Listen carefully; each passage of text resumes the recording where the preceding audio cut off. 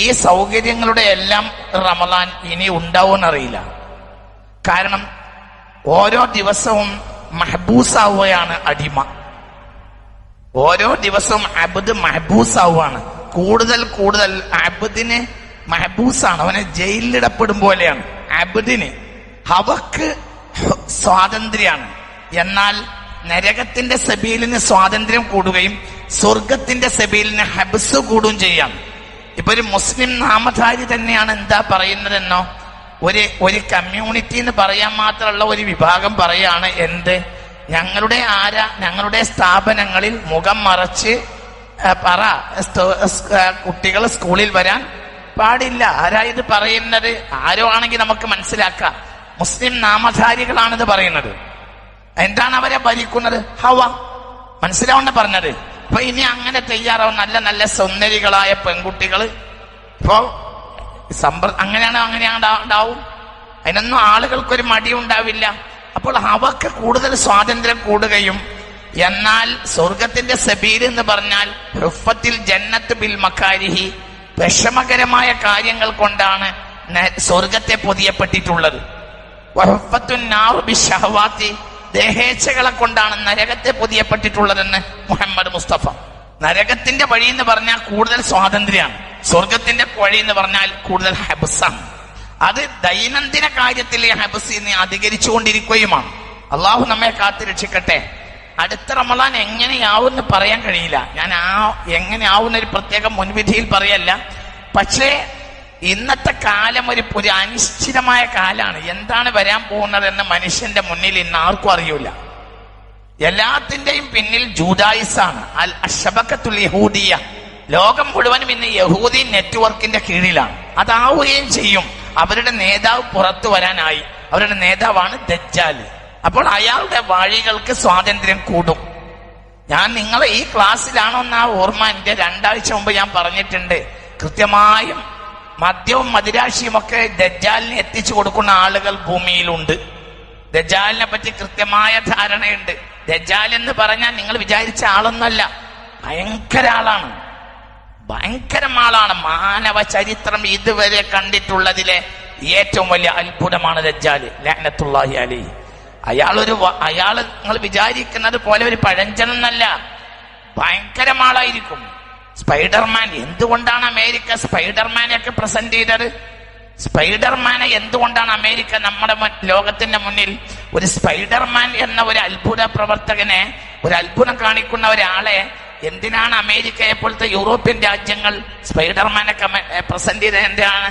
100, 150, 200 ഒക്കെ നിലകളുടെ മുകളിലേക്ക് പിടിക്കാതെ കയറുന്ന ഒരു സ്പൈഡർമാൻ ഇന്ന് ലോകത്ത് സുപരിചിതനാണ്. നിങ്ങൾക്ക് തോന്നുന്നുണ്ടോ അതൊക്കെ നടക്കുന്ന കാര്യമാണ്? നടക്കും, പക്ഷെ നടക്കൂല. എന്നാ നടക്കൂല. എന്താണത്? സിഹറാണത്, തനി സിഹറാണ്. ദജ്ജാൽ മനുഷ്യനാണെന്നോ? സൂപ്പർ മനുഷ്യൻ, അതിന്റെയും വരെ അതീന്ദ്രിയ മനുഷ്യൻ, ഭയങ്കരമാള്. എല്ലാ ചാബല്യങ്ങളുടെ ഞങ്ങളോട് പറഞ്ഞില്ലേ, കൃത്യമായി മദ്യപിക്കേണ്ട, കൃത്യമായി വ്യഭിചരിക്കേണ്ട ആള്. ഞാൻ എന്റെ ധാരണകൾ, ദജ്ജാലിനെ പറ്റിയുള്ള ധാരണകൾ തിരുത്തി കൊണ്ടുവന്നതാണ് ഈ പറയുന്നത്. ഞാൻ എന്റെ കുട്ടിക്കാലത്ത് ദജ്ജാൽ ഒരു പഴഞ്ചനാന്ന് വിചാരിച്ചു. ഒരിക്കലുമല്ല. ദജ്ജാൽ ഏത് ഭാഷയും സംസാരിക്കുന്ന, ഏത് ശാസ്ത്രവും അറിയുന്ന, ഏത് ടെക്നോളജി ഉപയോഗിക്കാൻ കഴിയുന്ന അഡ്വാൻസ്ഡ് ആണ്. ഭയങ്കരം അഡ്വാൻസ്ഡ് ആണ്. അഡ്വാൻസ്ഡ് ആയ ഒരാളാണ് ദജ്ജാൽ ലഅ്നത്തുല്ലാഹി അലൈഹി. അയാളെ പ്രസന്റ് ചെയ്യുന്നത് ആരാണ്? യഹൂദികളാണ്. ലോകത്തെ ടെക്നോളജി ഇപ്പൊ അവരുടെ കയ്യിലാണ്, ശാസ്ത്രം അവരുടെ കയ്യിലാണ്, എല്ലാവരുടെ കയ്യിലാണ്. ഇനി അവരുടെ അഡ്വൈസാണ് ലോകരാജാക്കന്മാർക്കുള്ളത്. ലോകരാജാക്കന്മാർക്ക് മുഴുവൻ അവരുടെ അഡ്വൈസാണ്. പ്രധാനമന്ത്രിമാർ എല്ലാവർക്കും ലോകം മുഴുവനും, ഒരു രാജ്യമല്ല, എല്ലാ രാജ്യവും ജൂതന്മാരുടെ അഡ്വൈസ് ഇന്ന് ആർക്കും മാറിക്കാൻ കഴിയില്ല. ആ രൂപത്തിൽ ലോകത്തെ അവർ 2ാം ലോക മഹായുദ്ധത്തോടുകൂടി വരുതിയിലാക്കി കഴിഞ്ഞു. അവരിൽ നിന്ന് ഒരു ലോകത്തിന് ഇനി മോചനമില്ല. ഒരു മോചകൻ എത്തിച്ചേരാതെ. മോചകൻ വരും, പക്ഷേ താമസെടുക്കും. അതിന്റെ ഒരു പ്രത്യേക കാലമാണിത്. ഞാൻ ഈ പറയുന്നത് ദജ്ജാൽ എന്ന ആള് മനുഷ്യൻ തന്നെ, ഭയങ്കര മനുഷ്യൻ. അയാൾ വരാനുള്ള സമയമായി തുടങ്ങി. അപ്പൊ നിങ്ങൾ അതിനനുസരിച്ച് ഇനി നമുക്ക് പ്രയാസങ്ങൾ ഉണ്ടാവും. ഖൈറിന്റെ വഴികളെല്ലാം അടയും. ഖൈറായ നിലക്ക് നോമ്പ് വെക്കാനുള്ള വഴി അടയും, നിസ്കരിക്കാനുള്ള വഴി അടയും.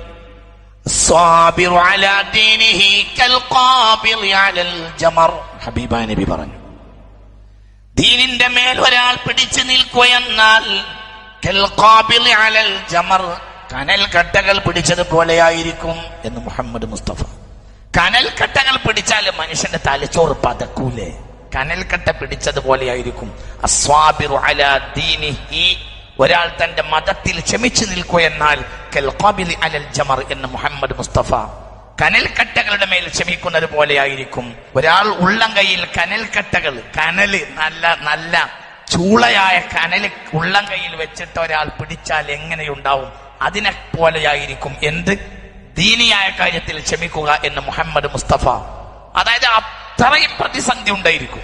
അതുകൊണ്ടാണ് അവർക്ക് ഓരോ ദിവസവും ഷഹീദിന്റെ പദവി ലഭിക്കുന്നത്. അതുകൊണ്ടാണ് അവർക്ക് 100 ഷഹീദിന്റെ പദവി ലഭിക്കുന്നത്. കാരണം ഇങ്ങനെ ഒരു പ്രതിസന്ധി ഉണ്ടാവുകയില്ല ചരിത്രത്തിൽ. ഒരു കാര്യത്തിൽ അവർ ആ കാലത്തെ ജനങ്ങൾക്ക് സ്വഹാബികളെക്കാൾ കൂലി ഉണ്ടാവും. അബൂബക്കറിന്റെ കൂലി കിട്ടും, ഉമറിന്റെ കൂലിയും കിട്ടും റളിയല്ലാഹു അൻഹു. എന്റെ സമുദായത്തിൽ അവസാന കാലത്ത് ക്ഷമിക്കുന്നവർക്ക് അബൂബക്കറിന്റെയും ഉമറിന്റെയും കൂലി കിട്ടുമെന്ന് മുഹമ്മദ് മുസ്തഫ. അവർക്ക് 100 ഷഹീദിന്റെ കൂലി കിട്ടുമെന്ന് പറഞ്ഞപ്പോ സ്വഹാബികൾ ചോദിച്ചു, അവരുടെ 100 ഷഹീദിന്റെയോ ഞങ്ങളുടെ 100 ഷഹീദിന്റെയോ? ഇല്ല, മിൻകും, നിങ്ങളുടെ 100 ഷഹീദിന്റെ കൂലി അവരിൽ ഒരാൾക്ക് കിട്ടും. എന്തുകൊണ്ടാണത്? അവർക്കൊരു ലീഡർ ഉണ്ടാവില്ല. നിങ്ങൾക്കൊരു ലീഡർ ഉണ്ട്. വഅന ബൈന അദ്ഹുരിക്കും, ഞങ്ങളുടെ മുന്നിലുണ്ട്. നുസിർതു ബിർറബി, ലോകത്തിന് മുഴുവൻ എന്നെ പേടിയാണ്. ഒരു കാലം വരും, ആ കാലത്ത് മുസ്ലിമീങ്ങൾക്ക് ലീഡർ ഉണ്ടാവില്ല. ഒരു ലീഡർ ഉണ്ടാവില്ല. ഒരു സമൂഹത്തിന് ലീഡർ ഉണ്ടായാൽ ഭയം ഉണ്ടാവില്ല. ഒരു സമൂഹത്തിന് ലീഡർ ഇല്ലെങ്കിൽ എപ്പോഴും പേടിക്കണം. ഇടയന് കൂടെയുള്ള ആടിനെ ആരെ പേടിക്കാനാണ്? ഇടയൻ കൂടെ ഇല്ലെങ്കിൽ ആടിനെ ആരെ പേടിക്കാതിരിക്കാനാണ്? ആടാടന്നെ. പക്ഷെ ഇടയനുണ്ടെങ്കിൽ ആടിനെ ആരെയും പേടിക്കേണ്ടതില്ല. ഇടയൻ കൂടെ ഇല്ലെങ്കിൽ ആടിനെ ആരെയും പേടിക്കണം. ഒരാൾക്ക് കൈ ഉണ്ടാവും, പക്ഷെ അതിന് ശേഷി ഉണ്ടാവില്ല. പാർക്കിൻസൺ രോഗം എന്നൊരു രോഗമുണ്ട്. കൈയുണ്ടാവും. അവസാന കാലഘട്ടത്തിലെ നേതാക്കന്മാർ അങ്ങനെ ഇരിക്കും. സമുദായത്തിന് അവസാന കാലത്തെ നേതാക്കന്മാർ, അവസാന കാലത്തെ മുസ്ലിം സമുദായം പാർക്കിൻസൺ രോഗം ബാധിച്ച വ്യക്തിയെ പോലെ ഇരിക്കും. പാർക്കിൻസൺ രോഗം ബാധിച്ച ആൾക്ക് കയ്യും കാലും ഉണ്ടാവും, പക്ഷെ ഒരു ഗ്ലാസ് വെള്ളം കുടിക്കാൻ കഴിയില്ല. കൈയില്ലേ? കൈയുണ്ട്. കാലില്ലേ? ദൂരം ഒരാൾ പറയും അവന് കൈയില്ലേ, ഞാൻ എന്തിനാ പിടിച്ചു കൊടുക്കണം? അവന് കൈയില്ലാത്തതുകൊണ്ട് വെള്ളം കിട്ടൂല, ആ കൈ ഉള്ളതുകൊണ്ട് വെള്ളം കിട്ടൂല. കൈയില്ലെങ്കിൽ ആരെങ്കിലും കൊണ്ടേ കൊടുക്കും.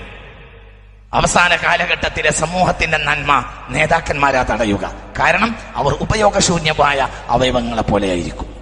അലങ്കാരപ്പാവലകളെ പോലെ കെട്ടിക്കൊണ്ട് നടക്കാൻ പോകുന്ന കുറെ സാധനങ്ങൾ ഉണ്ടാവും, സമുദായത്തിന് ഉപകരിക്കൂല. പിന്നെന്താ ചെയ്യാ? പിന്നെ നിങ്ങൾക്ക് അള്ളാഹു നമുക്കൊരു അവസരം തരും. ദുആ. അള്ളാഹുവിനോട് നമ്മൾ എന്ത് ചെയ്യണം? ദുആ ഇറക്കണം. ദുആ കൊണ്ടുള്ള കാര്യം എന്താ? ദുആ ഖുതൂബുകളെ ഇല്ലാതാക്കാൻ ദുആക്ക് കഴിയൂല. പക്ഷേ ഖുതൂബുകളെ ലഘൂകരിക്കാനും അത് തന്റെ മേൽ വരാതെ സൂക്ഷിക്കാനും ദുആക്ക് കഴിയും. അള്ളാഹു ഖളാ ആക്കിയ ചില വിഷയങ്ങളെ തടയാൻ ദുആക്ക് കഴിയൂല, പക്ഷെ അത് തന്റെ മേൽ വരാതിരിക്കാൻ ദുആക്ക് കഴിയും. ദുആയുടെ ഒരു ഉദാഹരണം പറഞ്ഞാൽ എന്താ? ദുആ ചെയ്യുന്ന ആളെ സംബന്ധിച്ചിടത്തോളം ചേമ്പിലയും വർഷവും പോലെയാണ്. മഴയെ തടയാൻ ചേമ്പിലക്ക് കഴിയൂല, പക്ഷേ മഴ വന്നാലും അത് ചേമ്പിലയെ സ്വാധീനിക്കൂല, ഒറ്റപ്പോക്കണം പോവും. വർഷത്തെ തടയാൻ, പ്രളയത്തെ തടയാൻ ചേമ്പിനിലക്ക് കഴിയോ? ഇല്ല. പക്ഷെ ചേമ്പിനിലക്ക് ഒരു കാര്യമുണ്ട്, ഏത് വർഷം വന്നാലും അതിനെ ബാധിക്കൂല. അതിന് വേനൽക്കാലത്ത് ചേമ്പിലന്റെ മേലെ ഒരു കുഞ്ഞൻ മൂത്രം ഒഴിച്ചാലും വർഷകാലത്ത് ദിവസങ്ങളോളം മഴ പെയ്താലും ചേമ്പിനിലക്ക് ഒരുപോലെയാണ്. ചേമ്പിനിലക്ക് ഒറ്റപ്പോക്കടുവോ? അതിന് പ്രത്യേക കോട്ടിംഗ് ഉണ്ട്, ഹിഫ്ള് എന്ന് പറയും. ആ കോട്ടിംഗ് കൊണ്ട് നിന്റെ ഉള്ളിലേക്കൊന്നും കയറൂല, നനയൂല. ഹുത്തൂബുകൾ ഇല്ലാതാക്കാൻ പറ്റൂല. എന്തുകൊണ്ട്? ഇവിടെ മഹ്ദി ഇമാം വരേണ്ടതുണ്ട്. ഹുത്തൂബുകൾ ഇല്ലാതാവൂല. പ്രശ്നങ്ങൾ ഉണ്ടാകുന്നെ വേണം, പ്രശ്നങ്ങൾ ഉണ്ടാവുന്നെ വേണം. അതായത് സമുദായത്തിന്റെ മുന്നിലുള്ള പ്രശ്നങ്ങൾ ഉണ്ടാവുന്നെ വേണം. എന്തുകൊണ്ട്? ഇവിടെ കുറെ കാര്യങ്ങൾ നടക്കേണ്ടതുണ്ട്. ഇല്ലാതാകട്ടെ എന്ന് പറയാൻ പറ്റൂല, അത് നടക്കന്നെ വേണം. ആഖിർ സമാനിൽ പ്രശ്നങ്ങൾ ഉണ്ടാകണം, ഇല്ലെങ്കിൽ ഒന്നും ഇവിടെ നടക്കൂല, ഉണ്ടാവേ വേണം. അപ്പോൾ ഖുതൂബുകളെ, കാലഘട്ടത്തിന്റെ പ്രശ്നങ്ങൾ ഇല്ലാതെയാക്കാൻ ഒരു ദുആഇനും കഴിയില്ല. പക്ഷേ അത് തനിക്കും തന്റെ കുടുംബത്തിനും മേൽ ഒരു നശീകരണമായിട്ടും ഒരു ഫൽസനമായിട്ടും വരാതിരിക്കാൻ ഈ ദുആ ഉപകരിക്കും. അപ്പോൾ ചേമ്പിലയും വെള്ളവും പോലെ അത്ര മതി, അത്ര മതി. അള്ളാഹു തൗഫീക്ക് തരട്ടെ. അത് തനിക്ക് അസഹനീയമായ വിധത്തിൽ ആവാതിരിക്കുക. ലോകത്ത് ഇവിടെ ഇമാം മഹ്ദി വരുന്നതിന് അനിവാര്യമായ ഘടകങ്ങളെ ഇല്ലാതാക്കാൻ ആർക്കും കഴിയില്ല. അതുണ്ടായേ പറ്റൂ. അതിനുള്ള കാലം വന്നു കഴിഞ്ഞു. അതിന്റെ കാലം വന്നു കഴിഞ്ഞു. ഇനി അതില് വലിയ ദൂരമൊന്നും ഉണ്ടാവൂല. അള്ളാഹു നമ്മളെ കാത്തി രക്ഷിക്കട്ടെ. അതിനെങ്ങനെ ഇനി ദൂരം ഉണ്ടാവുക? നമ്മളെ മുന്നിലല്ലേ അടയാളങ്ങളെല്ലാം കിടക്കണത്.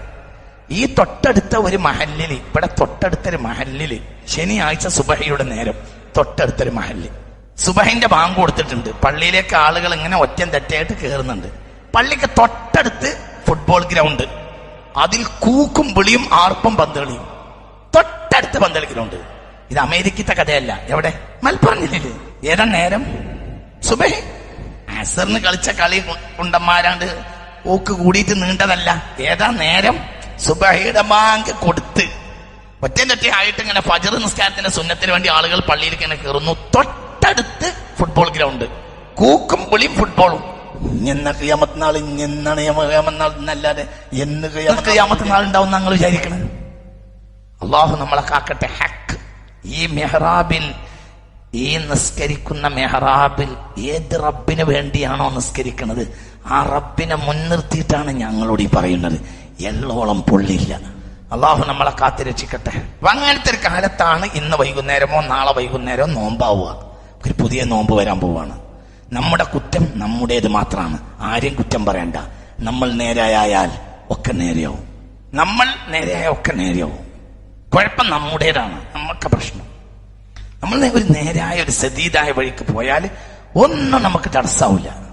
നമ്മൾ നേരെ അല്ലെങ്കിലോ എല്ലാം നമ്മളെ മേലെ വീഴും. ഒന്നും നമുക്ക് ചെയ്യാനും കഴിയില്ല. അള്ളാഹു നമ്മെ കാത്തു രക്ഷിക്കട്ടെ. അപ്പൊ എന്താ ചെയ്യണത്? ഞാൻ നിങ്ങളോട് ചില കാര്യങ്ങൾ പറയാം. ഇത് ബഹുമാനപ്പെട്ട റമളാൻ വരാൻ പോവാണ്. ചില കാര്യങ്ങൾ ശ്രദ്ധിക്കുക. എന്താ ശ്രദ്ധിക്കേണ്ടത്? യഥാർത്ഥ നോമ്പ് അനുഷ്ഠിക്കുക. യഥാർത്ഥ നോമ്പ് നോൽക്കണമെങ്കിൽ 8 അവയവങ്ങളെ നിയന്ത്രിക്കണം എന്നാണ് അതിന്റെ അസ്റാറുമായി ബന്ധപ്പെട്ട എല്ലാ കിതാബുകളിലും ഉള്ളത്. 2 അവയവം അള്ളാഹു നിയന്ത്രിച്ചു തരുന്ന അവയവം. 8 അവയവം നീ സ്വതന്ത്രനാണ്, പക്ഷെ നിയന്ത്രിച്ചാലേ നോമ്പ് കബൂലാകൂ. അപ്പോൾ അള്ളാഹു നിയന്ത്രിച്ചു തരുന്ന 2 അവയവം, നീ 6 അവയവത്തെ നിയന്ത്രിക്കണം. അപ്പോൾ മൊത്തം 6ഉം 2ഉം 8. സ്വർഗത്തിന്റെ വാതിലും 8. നീ 8 അവയവത്തെ പൂട്ടിയാൽ സ്വർഗത്തിന്റെ 8 വാതിൽ തുറക്കും. റമളാൻ 1 രാത്രി തന്നെ സ്വർഗത്തിലെ 8 വാതിൽ തുറക്കുമെന്ന് മുഹമ്മദ് മുസ്തഫ. പക്ഷെ നീ 8 വാതിൽ അടച്ചാൽ അവിടെ 8 വാതിൽ തുറക്കും. 2 വാതിൽ അള്ളാഹു പൂട്ടിത്തരും. 6 വാതിൽ നീ പൂട്ടണം. ഏതൊക്കെ 2 വാതിൽ? അള്ളാഹു നിന്നെ നിയന്ത്രിപ്പിച്ച 2 അവയവങ്ങൾ. ഒന്ന് വയറ്, ഒന്ന് ലൈംഗിക അവയവം. അത് അള്ളാഹ് നിയന്ത്രിച്ചു തന്നിട്ടുണ്ട്. അത് നിയന്ത്രിക്കലാണ് നോമ്പ്. എന്നാ നീ എന്ത് ചെയ്യണം? 6 അവയവത്തെ നിയന്ത്രിക്കണം. കണ്ണ്, ചെവി, നാവ്, ഹൃദയം, കയ്യ്, കാല്. 6ഉം 2ഉം 8. 8 അവയവത്തെ നിയന്ത്രിക്കുന്ന ഒരു സുന്നത്ത് നോമ്പുകാരെ പറ്റി ഒരു ചർച്ച ഇങ്ങനെ വിശദീകരിച്ച് കിതാബുകൾ രേഖപ്പെടുത്തിയത് ഇന്നലെ ഞാൻ വായിച്ചു. മിനിഞ്ഞാന്ന് ഞാൻ വായിച്ചു. അപ്പൊ എന്താ അവിടെ ഉള്ളത്? 8 അവയവം നിയന്ത്രിക്കുന്ന ഒരാള് സുന്നത്ത് നോമ്പ് നോറ്റിട്ടില്ലെങ്കിൽ അയാൾക്കാണ് കൂലി ഉണ്ടാവുക. 8 അവയവം നിയന്ത്രിക്കാതെ സുന്നത്ത് നോമ്പ് നോറ്റവനേക്കാൾ. ഒരാൾ സുന്നത്ത് നോമ്പ് കേൾക്കൂല, പക്ഷെ 8 അവയവത്തെ നിയന്ത്രിക്കും. ഒരാൾ സുന്നത്ത് നോമ്പ് നോൽക്കും, എല്ലാ തിങ്കളാഴ്ചയും വ്യാഴ്ച നോമ്പ് കേൾക്കും, പക്ഷെ 8 അവയവത്തെ അയാൾ നിയന്ത്രിക്കൂല. എങ്കിൽ അയാൾക്ക് അള്ളാഹ് ഒരു കൂലിയും കൊടുക്കൂല. അള്ളാഹു മറ്റാൾ നോമ്പ് ഓൽക്കാത്തവന് കൊടുക്കും. എന്തുകൊണ്ട്? അൽ മുഫ്തിറുല്ലദി യഖൂമു ബിഹദ്ദിൽ ഇസ്ലാമി ഖൈറുൻ മിനസ്വാഇമില്ലദി ലാ യഖൂമു ബിഹദ്ദിൽ ഇസ്ലാം. ഇസ്ലാമിന്റെ നിയമങ്ങൾ അനുസരിച്ച് അവയവങ്ങളെ നിയന്ത്രിക്കുന്ന നോമ്പില്ലാത്തവനാണ് നല്ലവൻ. ആരെക്കാൾ? അവയവങ്ങളെ നിയന്ത്രിക്കാതെ നോമ്പ് നോറ്റവനേക്കാൾ നല്ലവൻ അവയവങ്ങളെ നിയന്ത്രിച്ചിട്ട് നോമ്പ് നോൽക്കാതിരിക്കുന്നവനാണ്. സുന്നത്വമാണ് പറഞ്ഞ്. ഫർളുവിനെല്ലാവരും ചെയ്യേണ്ടതാണ്. അപ്പൊ ഈ അവയവങ്ങൾ ഒന്നും കൂടെ ശ്രദ്ധിക്കുക. കണ്ണ് ഹറാമായ കാര്യങ്ങളിലേക്ക് കണ്ടുകൊണ്ടുപോയത്. പഴയ കാലത്ത് ഇത് എളുപ്പമാണ്. പഴയ കാലത്ത് എന്തുകൊണ്ട് ഹറാമ് കാണാനുള്ള സാഹചര്യങ്ങൾ വളരെ കുറവാണ്. ഇന്ന് അല്ലാതെ ഒരു വിഷയമല്ല. അതല്ലാതെ ഒന്നുമില്ല. അത് എല്ലാം അതെന്റെ മൊബൈലും മറ്റെല്ലാം നിയന്ത്രിച്ചോളൂ. ഇന്നാലിന്ന് ഞാൻ പറയുന്നില്ല, നിങ്ങൾ തന്നെ ശ്രദ്ധിച്ചോളൂ.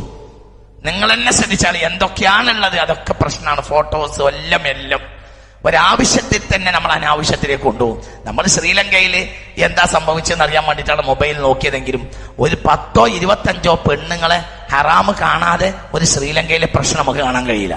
അല്ലേ? സത്യല്ലേ? സത്യല്ലേ സത്യല്ലേ? ഇപ്പൊ നമ്മൾ ചിന്ന അത് വേണ്ട. ശ്രീലങ്കയിൽ എന്താ നടന്നത് ഈ അറിയണ്ട, അറിഞ്ഞിട്ട് എന്താ കാര്യം? മരിച്ചു.